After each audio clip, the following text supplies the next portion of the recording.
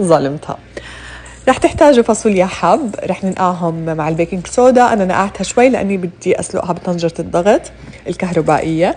إذا رح تسلقوها بطنجرة عادية بدكم تنقعوها أقل شي ليلة كاملة.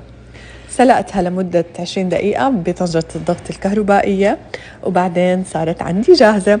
هلأ البندورة رح نضيف عليها مي سخنة لحتى نقشرها وبعدين رح نخلطها بالخلاط. نجهز الصوص عبارة عن زيت زيتون، توم مهروس، كزبرة ناشفة، بنقلبهم سوا.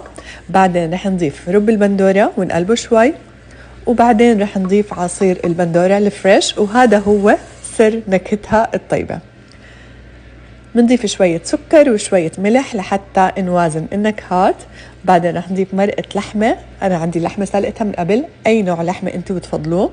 نضيف مكعبات اللحمة والفاصوليا اللي سلقناها وهيك صارت جاهزة. عن جد لما تجربوها هالمرة رح تكون غير عن كل مرة، وصحتين وألف هنا.